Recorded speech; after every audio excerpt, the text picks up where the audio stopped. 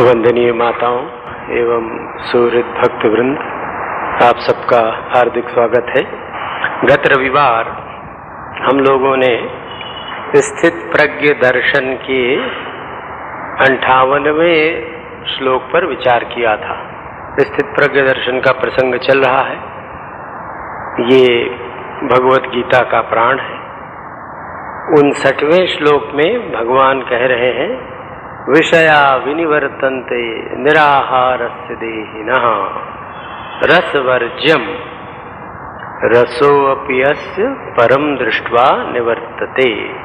हे अर्जुन, जो व्यक्ति उपवास करता है, निराहारस्य देहिनः, साधक साधिका कोई भी कम आहार लेता है या इंद्रियों को विषयों के आहार से वंचित रखता है, ऐसे व्यक्ति के विषया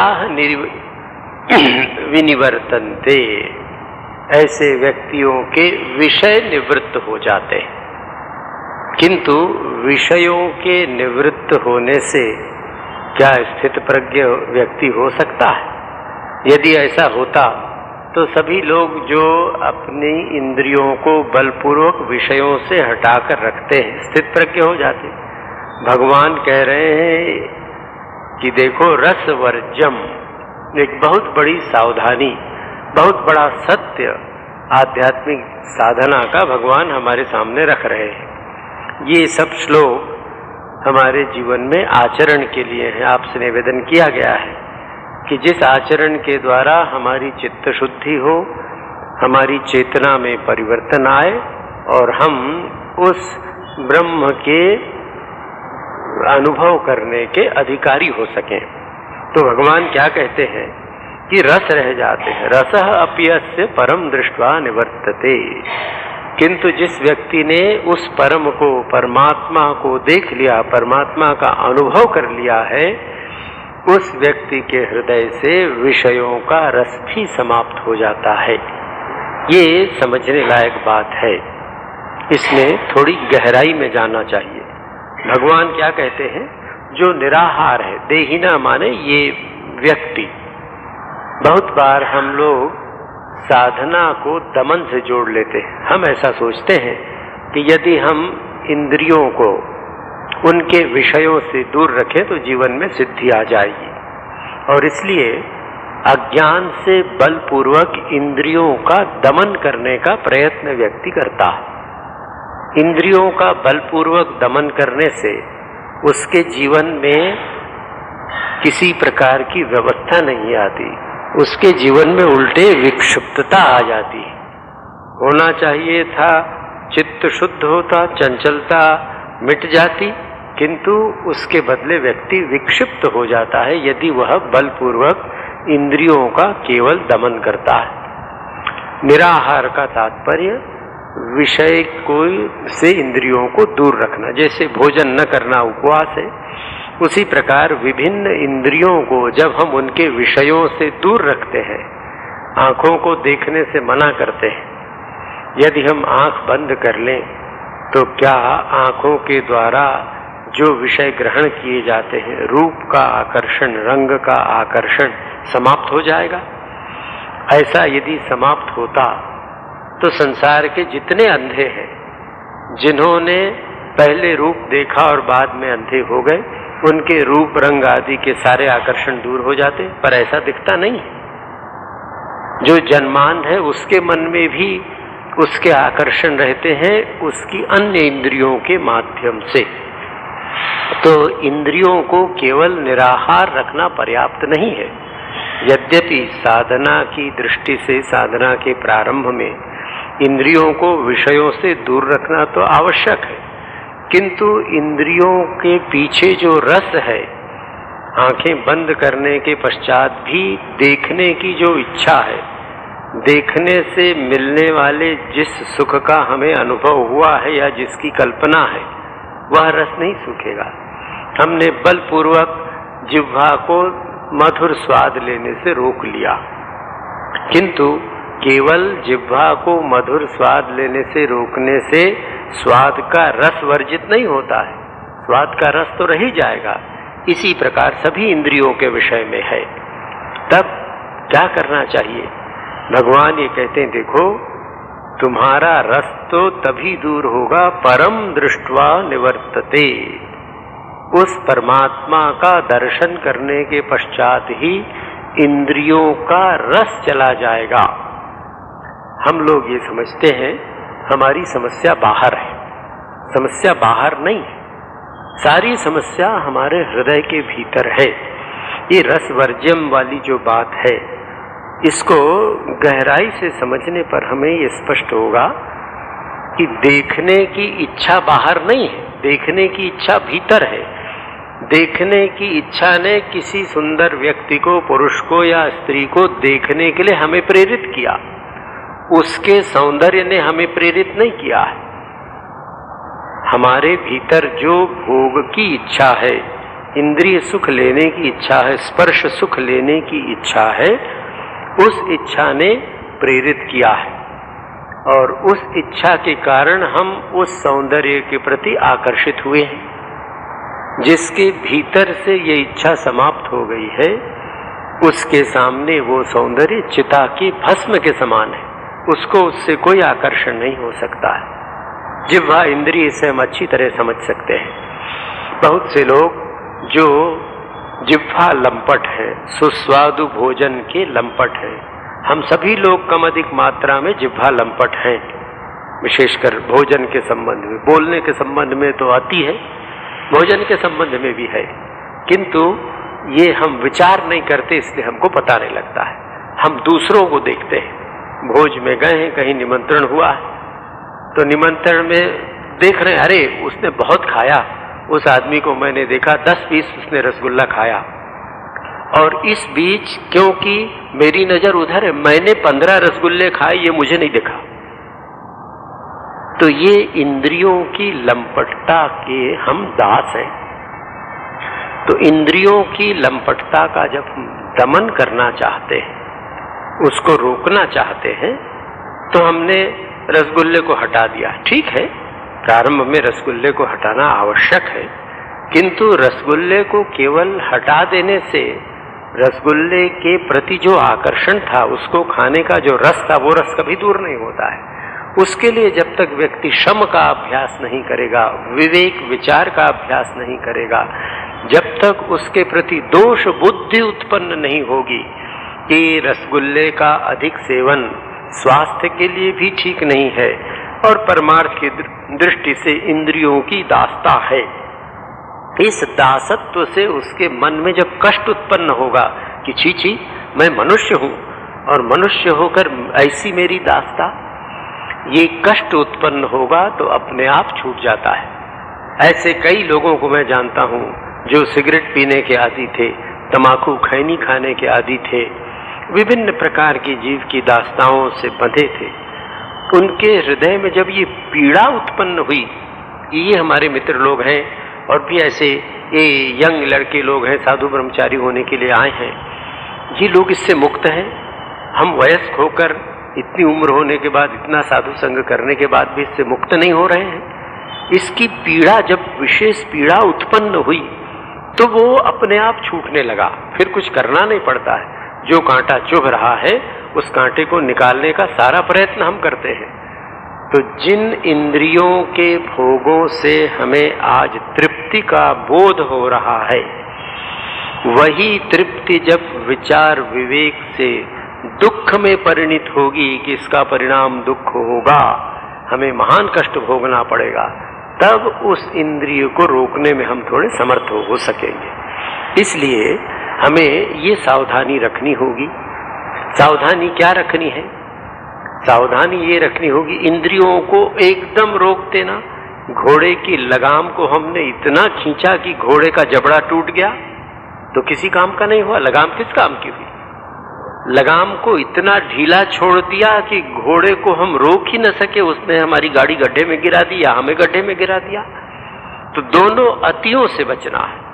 न तो इंद्रियों का ऐसा तथाकथित कठिन संयम कि इंद्रियों को एकदम क्षुधित रखा, भूखे रखा, अंग्रेजी में जिसको स्टार्व कहते हैं, स्टार्वेशन करा दिया, ऐसा नहीं। स्वच्छंद भोग वह भी नहीं। आजकल के कुछ मनोवैज्ञानिक कहते हैं कि अपनी इच्छाओं का दमन करने से कुंठाएं उत्पन्न होती हैं, इसलिए उनका स्वच्छंद उपभोग करना चाहिए। इंद्रियों के दमन से एक प्रकार की कुंठा उत्पन्न होती है, तो इंद्रियों की उच्च श्रृंखलता से दूसरे प्रकार की कुंठा होती है, पागलपन आता है। ये जितने हिप्पी और इस तरह के लोग हैं, ये इसी दर्शन के मानने वाले हैं कि इंद्रियों को खुली छूट दे दो। तो खुली छूट देने से क्या ये संयतचित्त हो गए हैं? क्या इनका मन संतुलित हो गया? नहीं हुआ है। तो मध्यम पंथ, दोनों अतियों से बचकर जो संयम का मार्ग है, क्योंकि विषयों का रस तो तभी सूखेगा जब भगवान का साक्षात्कार होगा या आत्म साक्षात्कार होगा। उसके पूर्व विषयों का रस जा नहीं सकता है। रस वर्ज्यम, रस रही जाएगा। किंतु हमारे जीवन में रस है इसलिए हम इंद्रियों के दास हो जाएं, ऐसा आवश्यक नहीं है। हम इंद्रियों के रस का अनुभव करते हैं। मनुष्य सारी इंद्रियों के भोगों का सर्वथा त्याग करके रह नहीं सकता है। इसीलिए हमारे ऋषियों ने व्यवस्था की, ब्रह्मचर्य, गृहस्थ, वानप्रस्थ और संन्यास। तो गृहस्थ आश्रम में हमारी सभी इंद्रियों के मर्यादित भोग की व्यवस्था है और वही त्याग का सही मार्ग है। इंद्रियों के दमन के द्वारा हम मन का दमन नहीं कर सकते हैं, इसलिए मध्यम मार्ग लेना चाहिए। ये मध्यम मार्ग क्या है? प्रत्येक इंद्रियों के भोगों का मर्यादित भोग, उचित भोगों का, अनुचित नहीं। जो आवश्यक है देह रक्षा के लिए और संसार के सुख के लिए, उन भोगों का मर्यादित भोग आवश्यक है और उसके साथ विचार। भगवान श्री रामकृष्ण देव की इच्छा हुई कि रसगुल्ला खाना चाहिए। उन्होंने भक्तों से कहा, भक्त बड़े प्रसन्न हुए और रसगुल्ला ले आए।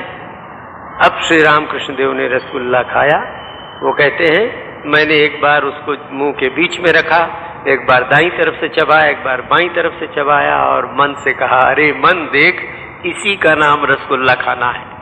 इसके पीछे अगर तू लगेगा तो भगवान में तू नहीं लग पाएगा। इसको कहते हैं विवेक पूर्वक भोग करना। भोग न करने वाली बात व्यवहारिक नहीं है और मनोवैज्ञानिक दृष्टि से अनुचित है, संभव नहीं है। किंतु भगवान श्री रामकृष्ण देव ही कहते हैं कि छोटे छोटे भोगों को भोग कर समाप्त कर लेना चाहिए, बड़े भोगों को विवेक विचार से समाप्त करना चाहिए। मान लीजिए एक व्यक्ति के मन में इच्छा हो रही कि कुल्फी मलाई खाना चाहिए। अगर वो 6 महीने साल भर इस इच्छा से लड़ता रहे कि कुल्फी मलाई खाना चाहिए, कितनी शक्ति नष्ट होगी। हमारे जैसा फकीर जिसके पास कुछ नहीं है तो किसी से भिक्षा में मांग लिया, किसी से कहा कि भाई कुल्फी मलाई खाने की बड़ी इच्छा, सुना बहुत अच्छा बनता है, तो कुल्फी मलाई खा लिया। कुल्फी खाते समय ये विचार, देख रे मन, यही कुल्फी है, ये कुल्फी तुम्हारे भोजन का आवश्यक अंग है? नहीं, this is not part of your food. जैसे दाल, चावल, रोटी, सब्जी दैनंदिन जीवन के भोजन का अंग है, कुल्फी भोजन का अंग नहीं है।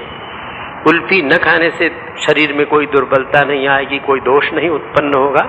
इसमें जिह्वा का स्वाद अधिक है। फिर अगर ये जिह्वा की दास्ता आई, एक इंद्रिय की दास्ता जीवन में आई तो सभी इंद्रियों का मनुष्य दास हो जाता है। ये निश्चित रूप से ध्यान रखना चाहिए। ऐसा कभी संभव नहीं है कि हम एक इंद्रिय को वश में कर लें और दूसरी इंद्रियों को छोड़ दें। ये रथ में जुते हुए 5 घोड़े, और अगर कर्मेंद्रिय, ज्ञानेंद्रिय, मन तो या 11 घोड़े, सबको एक साथ संयत करने का प्रयत्न करना पड़ेगा। इसलिए करना पड़ेगा रसवर्ज्यम।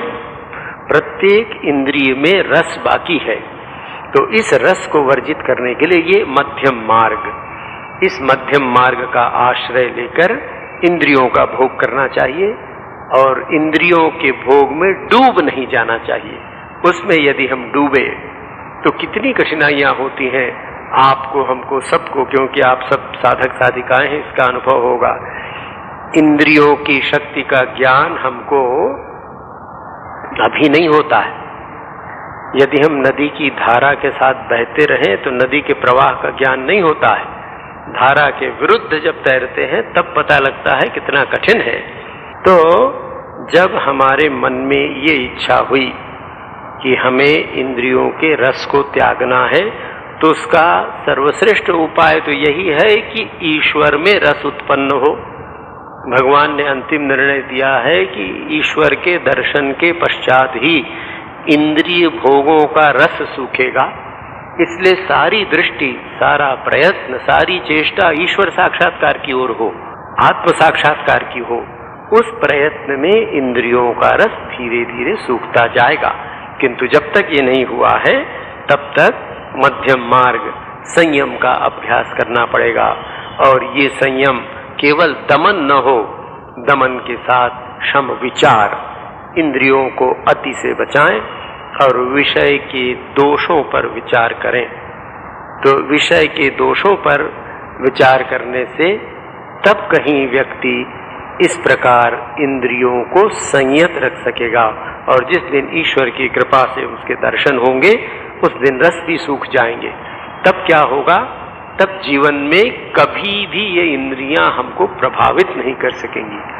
भगवान श्री रामकृष्ण देव के जीवन का अद्भुत अद्वितीय उदाहरण, बहुत बार ये उदाहरण आपके सामने रखा गया है और आगे भी शायद ये रखा जाएगा, इसकी चर्चा होती रहेगी। तो उनके जीवन पर जब हम दृष्टि डालेंगे तो ये बात हम देख सकेंगे। अब 60वें श्लोक में भगवान हमको चेतावनी दे रहे हैं। 59 श्लोक में उन्होंने इंद्रियों के रस की प्रकृति बताई और इसलिए 60वां श्लोक उसका ही परिणाम, उसकी फलश्रुति है। 59वें श्लोक में भगवान ने जो बात कही है उसका परिणाम बता रहे हैं कि क्या होता है। यततो ह्यपि कौन्तेय पुरुषस्य विपश्चितः इंद्रियाणि प्रमाथिनि हरन्ति प्रसभम मनः। हे कौन्तेय, हे अर्जुन, सुन, ये प्रमाथिनी इंद्रियाणि, प्रमथन कहते हैं मथने को, जैसे दही मथती हैं माथाएं। आजकल तो वो मिक्सी उक्सी का जमाना है तो मथने अथने का काम नहीं है, पर गांव में अभी भी होता है। तो जैसे मंथन से विक्षुब्ध हो जाता है दही मट्ठा, उसी प्रकार ये विषय जिसका रस इंद्रियों को मिला है, ये इंद्रियां विषय रस का भोग करने के कारण, स्वाद लेने के कारण इतनी प्रबल हो गई हैं कि मनुष्य के मन को मथ देती हैं। जैसे मथानी से हम दही मथते हैं उस प्रकार मंथन कर देती हैं। किसको? पुरुषस्य विपश्चितः, विपश्चित कहते हैं विद्वान को, विवेकवान पुरुष को। जो साधक है, विद्वान साधक है, जो विवेक पूर्वक आध्यात्मिक मार्ग में बढ़ने का प्रयत्न कर रहा है, ऐसा विवेकवान विद्वान पुरुष, उसके मन को भी ये इंद्रियां मथ देती हैं, हर लेती हैं। तो फिर हमारे जैसे सामान्य व्यक्ति का क्या कहना है? इसलिए भगवान यततः अपि, प्रयत्न करते हुए भी विद्वान विपश्चित पुरुष प्रयत्न कर रहा है, लगा है, कमर कस के लगा है कि जिससे मैं इंद्रियों के अधीन न हो जाऊं, इंद्रियां मुझे वश में न कर लें। ऐसा वो सोचने वाला व्यक्ति, उसके मन को भी इंद्रियाणि प्रमाथिनी हरंती, हर लेती हैं, बलपूर्वक चढ़ा लेती हैं, उसको वहां से ले आती हैं। तो इंद्रियों की इस शक्ति को, इस वेग को समझना चाहिए। और इसके वेग को आप तभी समझ सकेंगे, मैं तभी समझ सकूंगा जब हम इंद्रियों को संयत करने का प्रयास करेंगे। जब तक हमने इंद्रियों को संयत करने का प्रयत्न नहीं किया है, कभी भी हम इंद्रियों को, वेग को समझ नहीं पाएंगे। हम उसी विषय के प्रवाह में बहते चले जाएंगे और एक दिन जैसे नदियां, मीठी नदियां समुद्र में मिलकर खारी हो जाती है, नमकीन हो जाती है, हमारा जीवन भी, जीवन की सारी मधुरता नष्ट हो जाएगी और फिर भवसागर में डूबते रहेंगे। तो इंद्रियों के विरुद्ध जाना परम आवश्यक है। विरुद्ध से तात्पर्य उसको संयत करना, इंद्रियों के अधीन न हो जाएं। आप विचार करके देखिए, मनुष्य योनि हमको मिली है, कितनी लज्जा की बात है कि हम इंद्रियों के इतने दास हो जाएं, इतने अधीन हो जाएं कि हमारी सारी सत्ता, अस्मिता ही समाप्त हो जाए। आप सबको भी ऐसे बहुत अनुभव होते होंगे। मुझे तो बहुत यात्राएं करनी पड़ती हैं रेलगाड़ियों में, तो इसलिए मैं देख पाता हूं बहुत बार। अपने मन को देखने से भी पता लगता है, दूसरों को देखने की आवश्यकता नहीं है कि इंद्रियों की कितनी दास्ता होती है। गर्मी के दिन थी, लंबी यात्रा थी, वहां से हिमालय मायावती जाना था, बहुत लंबा 30 घंटे रेल में जाने की यात्रा। ऐसे संयोग की बात, उस जो रेलगाड़ी में पेंट्री कार होती है जिसमें वो सब खाद्य आदि द्रव्य रहते हैं, उस दिन जिस दिन की यात्रा का प्रसंग है, कोल्ड ड्रिंक उसमें समाप्त हो गया। वो नहीं था पीने के, जो लोग वो कंपा कोला और थम्स अप और क्या क्या वो सब समाप्त हो गया। उस रेलगाड़ी में एसी में बैठे हुए संपन्न लोग, उनकी बेचैनी देखकर ऐसा लगा कि जैसे मछली को पानी से निकाल दिया गया। क्या ये मनुष्यता के लिए लज्जा की बात नहीं है? कुछ घंटे, 10, 20, 25 घंटे मनुष्य है हम, ऐसा मनुष्य जिसमें ईश्वर विराजमान है, जो ईश्वर का साक्षात्कार करने में समर्थ है, ऐसा मनुष्य 2-4 घूंट ठंडे पानी, मीठे पानी के लिए पशु के समान हो जाए, क्या ये लज्जा की बात नहीं है? पर पीड़ा नहीं होती है, कभी लगता नहीं है, इसलिए पता नहीं लगता है। उस प्रवाह के विरुद्ध जाते नहीं थे, पर जो उस प्रवाह के विरुद्ध गए हैं और ईश्वर की कृपा से जिन्होंने न्यूनतम ये संयम मन में कर लिया है, मन को बता दे ठीक है, नहीं मिलेगा, नहीं मिलेगा, पानी तो है पीने का, क्या करना है, क्यों जिह्वा का इतना दोष। पानी मिल रहा था, वो जो आजकल पानी बिकता है 12 रुपए बोतल में, कुछ वो जो मीठा नहीं होता है, मिनरल वाटर ने क्या, वो ठंडा पानी मिल रहा था, पर लोगों की तृप्ति उससे नहीं हो रही थी। तृप्ति तो जल पी के प्यास की हो रही थी, मन की तृप्ति नहीं हो रही थी, इसलिए कि मन की दासता है और ये लोग अपनी सभी इंद्रियों के दास हैं। इसलिए भगवान कहते हैं अत्यंत सावधान रहो। प्रत्येक साधक साधिका को इस विषय में विशेष सावधानी रखने की आवश्यकता है और इसको दूसरा कोई नहीं बता सकता है। आपको हमको आत्मनिरीक्षण करके देखना पड़ेगा कि हमारा विषयों में रस है कि नहीं। और नम्रता से आपसे निवेदन करूं, कभी ये न सोचें कि विषयों में रस नहीं है, अवश्य है, केवल दबा हुआ है, क्योंकि भगवान ने स्पष्ट कहा है परम दृष्ट्वा निवर्तन्ते, ईश्वर का साक्षात्कार होने के पश्चात ही विषयों का रस सूखेगा, उसके पहले नहीं। भगवान श्री राम कृष्ण देव को उदाहरण देते, जैसे नारियल, कच्चा नारियल और उसका खोपड़ा एक दूसरे से चिपका रहता है, आपको बड़ी मुश्किल से उसको छुरी से करके निकालना पड़ता है, कई बार खोपड़ा भी साथ में आ जाता है। किंतु जब माताएं बाजार में गरी लेने के लिए जाते हैं सूखे नारियल को मेवे आदि में या पकवान में डालने के लिए, तो हिलाकर देखती हैं तो गड़गड़ की आवाज आती, रस सूख गया तो उसका नारियल अपने उस कड़े छिलके से अलग हो जाता है। इसी प्रकार विषयों का रस जब सूख जाएगा तो मनुष्य भीतर से अनुभव करता है कि मैं देह नहीं हूं। जिस प्रकार नारियल की गरी और उसका मोटा छिलका अलग हो जाता है, उसी प्रकार देह और आत्मा के अलग होने का बोध करता है मनुष्य। उस स्थिति में ही वो विषय रस से मुक्त है, उसके पहले नहीं। इसलिए प्रत्येक इंद्रियों के संयम के लिए सावधान रहना पड़ेगा। सभी इंद्रियों का सम्यक ठीक ठीक संयम करने का प्रयत्न करना पड़ेगा, साथ साथ करना पड़ेगा कि पहले जीभ को जीत लें, फिर आंख को जीतेंगे, फिर कान को, फिर स्पर्श इंद्रियों को, ऐसा नहीं, सबको साथ साथ। तो ये इंद्रियां हर लेती हैं, चोरी करके ले जाती हैं, तो हम क्या करते हैं, चौकीदार रखते हैं जिससे चोर ना आए, पुलिस वाले रखते हैं, सैनिक हमारे सीमा की सुरक्षा में सावधान है, चौकीदारी करते हैं। तो ये इंद्रियां चोर की तरह खुलेआम चुनौती, डाकू की तरह है, खुलेआम चुनौती देती हैं हमको कि अच्छा देखें कितना तुम हमको रोक सकते हो। शहर से निकले, कई बार यहीं देखता हूँ, आप भी देख सकते हैं, आश्रम के सामने वो गोल वाला गुपचुप बिकता है।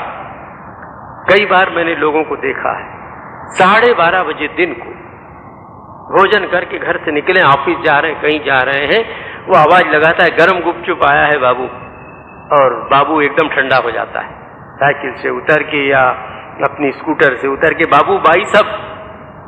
तो ये मेरे लिए शिक्षा है, आपके लिए शिक्षा है कि हमारी इंद्रियों को हर लेता है। इसलिए जैसा संतरी या चौकीदार सावधान रहता है, वैसा सावधान रहना चाहिए। ये सावधानी बरतेंगे तो लाभ होगा। कैसे बरतना चाहिए, अब 61वें श्लोक में भगवान उसका उपाय बता रहे हैं। पहले उन्होंने बताया कि देखो तुम्हारी इंद्रियां केवल विषयों से दूर रहने से संयत नहीं हो जाएंगे, उसका रस रह जाएगा। फिर उन्होंने 60वें में बताया रस रह जाएगा तो क्या होगा, अत्यंत प्रबल हो जाती हैं। जब जब आप इंद्रियों का विरोध करेंगे, छोड़ेंगे, तो उसकी प्रबलता पता लगेगी। और ये पता लगती है जब आप उपवास करें। अभी नवरात्रि में बहुत से लोग उपवास का अभ्यास करते हैं। साधक साधिकाओं की बात मैं नहीं कह रहा हूँ, पर जो केवल उपवास करना है इसलिए, तो उस उपवास में दिन रात भोजन का ही चिंतन होता रहता है। क्या बनाएंगे, क्या खाएंगे, इसी चिंतन में समय बीत रहा है। बाजार गए हैं तो बाजार में 10 चीजें क्या क्या, वो सिंघाड़े का आटा कहाँ मिलेगा, फलाना वो चीज कहाँ खाते हैं, मखाना कहाँ मिलेगा, जो सपने में नहीं आता था, उपवास के समय ये सब आता है। क्यों आता है, प्रबल हो जाती। इसलिए भगवान कह रहे हैं, उपाय बता रहे हैं। क्या उपाय बता रहे हैं, तानी इंद्रिय सर्वाणि संयम्य युक्त आसीत मत्परः वशे ही यस्य इंद्रियाणि तस्य प्रज्ञा प्रतिष्ठिता। ये स्थित प्रज्ञ दर्शन की बात चल रही कि किसकी बुद्धि स्थिर है। तो भगवान कह रहे हैं कि हे अर्जुन, तानि सर्वाणि इंद्रियाणि संयम्य, उन सभी इंद्रियों को, 5 ज्ञानेन्द्रियां, 5 कर्मेंद्रियां और मन, ऐसे 11, इन 11 इंद्रियों को एक साथ सबको प्रशिक्षित करने का प्रयत्न करना होगा। तानि सर्वाणि इंद्रियाणि संयम्य, वश में करने का प्रयत्न करो।